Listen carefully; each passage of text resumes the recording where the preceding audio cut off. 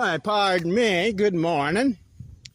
So I've just been working with AI to, I've been using it kind of as a research assistant, and I've been running this idea I've had for a while against it.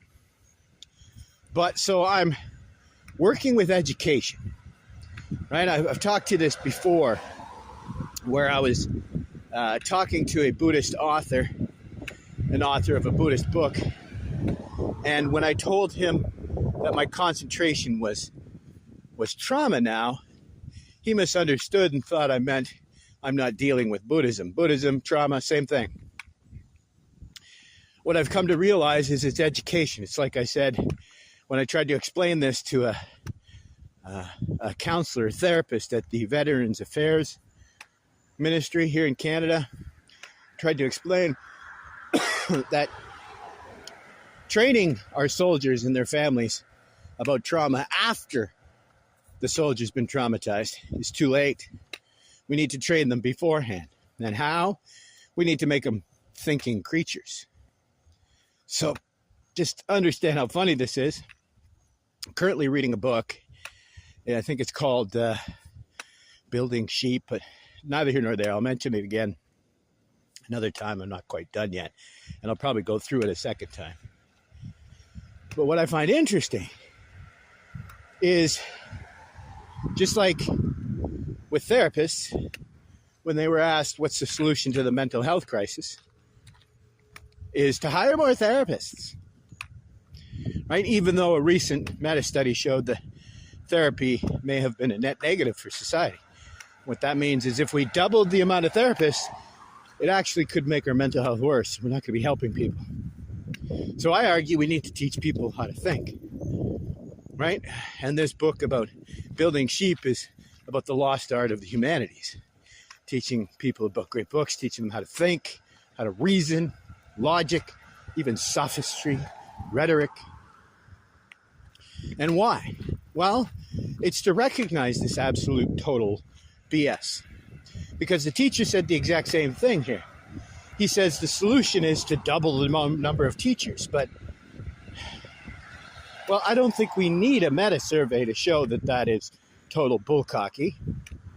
Because if the vast majority of our children are failing to learn under these protocols, if the teachers that we have aren't teaching our kids, when 80% of our students are graduating reading below a high school level, when 60 to 70% cannot do math at a high school level,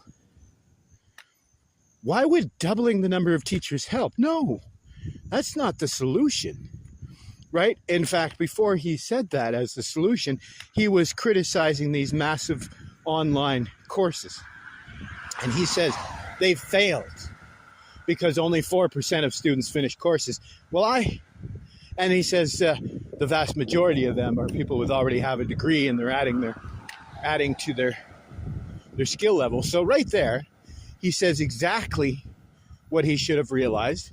The problem is not that we need more teachers, right? Because he said, well, the online courses, when we need students to have a more personal approach and they need more access to the professors, we're taking away that access.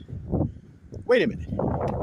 So his solution is to give a teacher for every student, to do a personalized course. Like, I understand what we're getting at here, but his doubling of teachers is not going to get us there. And that's pretty obvious, like how that would work. But when you look at his comments about the online courses, right? First of all, it's about engagement. And most of these courses are incredibly boring. So that's a big problem.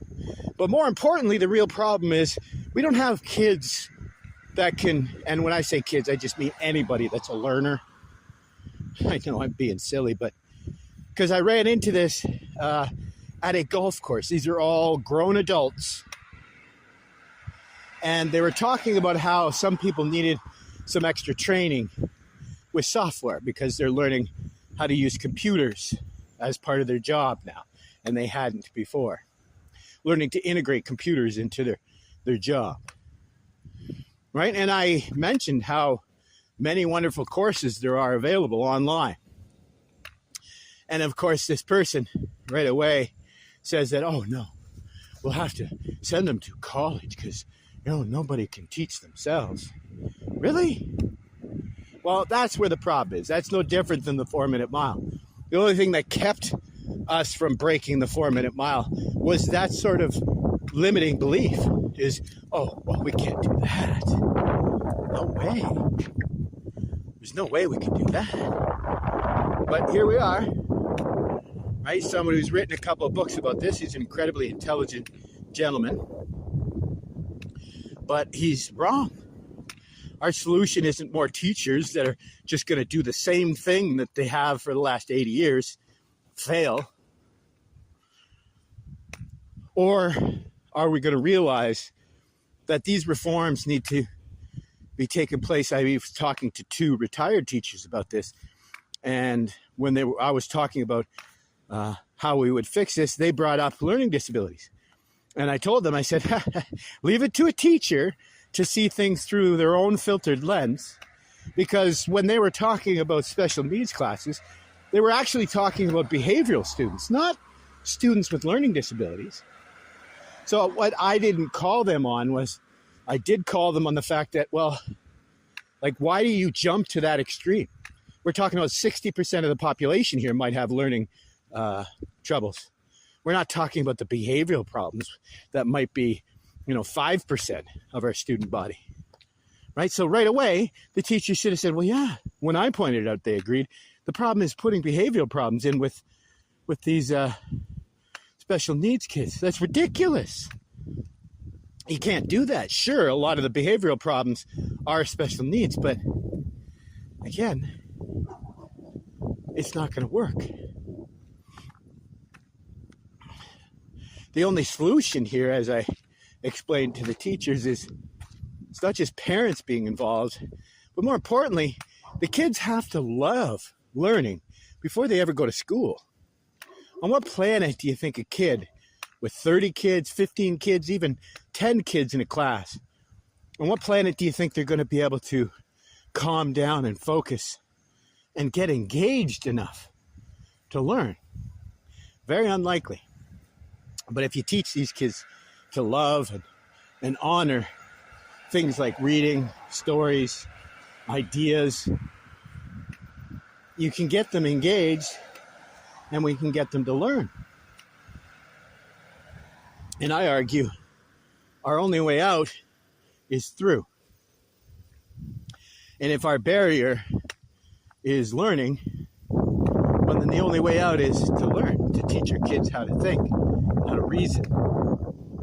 I mean, it's funny because I'm currently reading 2 books. The other book I'm reading is Rescuing Socrates. And it's about this Dominican refugee, this young guy who got into, I can't remember what school off the top of my head right now, but it was one of the schools that still had a liberal arts program. He fell in love with reading the likes of Plato, Aristotle, Freud for some reason. I don't know why he got so enamored with Freud, but it's similar to me reading William James. I mean, big difference for me is reading William James made me realize that the varieties of religious experience. But I go one step further and I argue that James's book should be called The Varieties of Human Experience. And so my experience in no small part began quite a few years ago when I was left on my own to try to figure out how to heal a number of different diseases that I have that are absolutely impinging on my quality of life like you wouldn't believe. My doctor gave up after a few years. Well, after 10 years of poking and prodding me like something fierce, he finally gave up. And so it left it to me. But imagine how difficult this was, being a severe dyslexic, being left to try to read PubMed documents on his own. But fast forward to today, you can well realize that, well, I figured it out. Right? I couldn't rely like I did in the bank. Couldn't rely on summaries or pre-recorded uh, textbooks and such.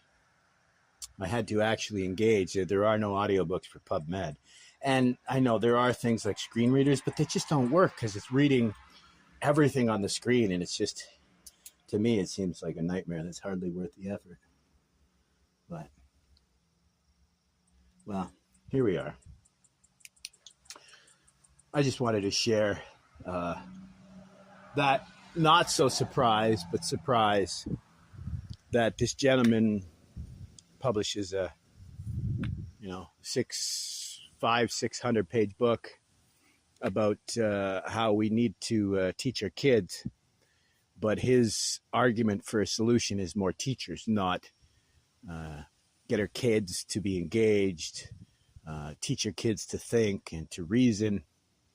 No, the solution is just to hire more teachers. Again, I just want to highlight, this is what therapists say, ignoring the fact that therapy hasn't helped our mental health. In fact, may have made it worse. And I argue teachers, and I'll be a little bombastic here, but you take a look. Some of our most successful people were the least successful in school. What does that tell you? If some of our most prolific, creative, and unique thinkers and whatever you want to call them, some of our greatest philosophers, scientists, entrepreneurs, innovators, have all been, not all, sorry, but a huge percent, the vast majority of our great minds did not excel in school, right? Because we were just looking at some data about this, that arguably C students are the most prolific in life, not the A and the B students. So I argue, if that doesn't teach us that our protocols are wrong, that the way we're teaching is wrong.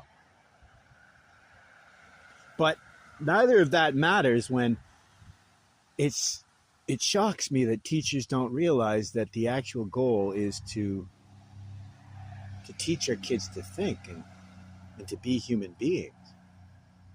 So the fact that teachers aren't understanding this, that they seem to think that they're the reason why students think, right? Because he said something, this one author, he said, teachers are someone that stays with you for the rest of your life. And he's not wrong, but it's not what you think, right? The teachers that have stuck with me were not teachers like him.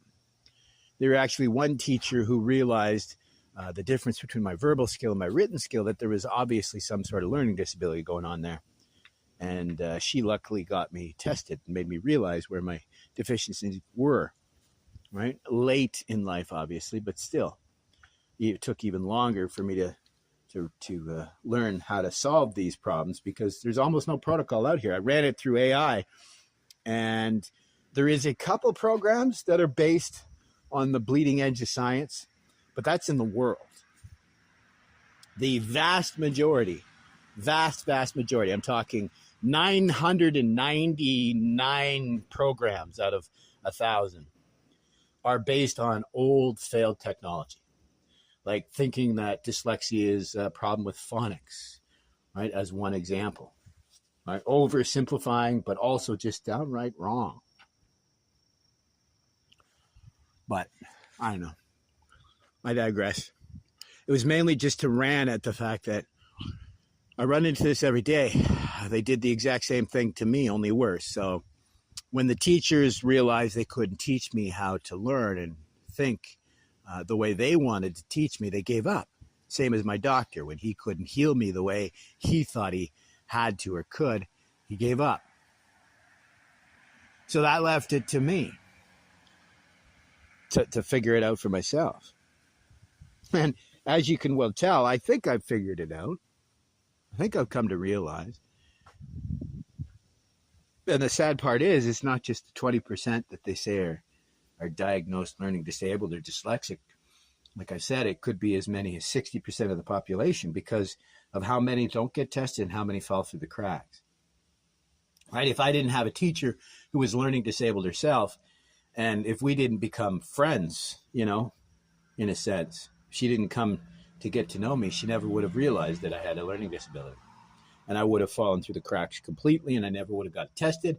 And I never would have had that toolkit later in life to realize what it was that I was dealing with, why I was having such a hard time, just reading basic stuff. Right? Like I said, there's a big difference. It's a chasm, a gorge between literacy and fluency. Every day I see people, it gets more and more common. For some reason, I thought it was the odd dyslexic, but I've come to realize it's actually people having graduated without having the proper skill set. All the time. I told you about one booktuber who was a computer programmer who regularly has trouble reading basic single sentence comments. And that's not uncommon. It's not just him. I was shocked by him because he's, again, verbal, so good. He was a programmer for years, so it makes sense that he would be, a full individual, but then to find out that he can barely read, let alone comprehend, that's, again. So in this case, this gentleman has trouble with literacy, right? Because I think he may be a dyslexic, but he was never forced to have to memorize what every word looks like. So if he's forced to pronounce words, he's going to run into some trouble. But also just the fluency. So often, not only does he have trouble understanding a sentence, what's meant, because you know how it works, right? Online, if they're streaming online, you try to make a comment as short and as simple as possible. And he just doesn't seem to understand it. Worse yet, if you're referencing something from just a couple moments before, he'll be completely lost because he doesn't remember what was discussed before. This is simply fluency versus literacy. I see it every single day. I've told this story before of how shocked I was. I was in a very advanced Buddhist course, and we were using a poem to understand. I can't remember the exact details, but we were supposed to work through the meanings, the allusions in this poem. And the poem was about, blowing out a candle and about nirvana.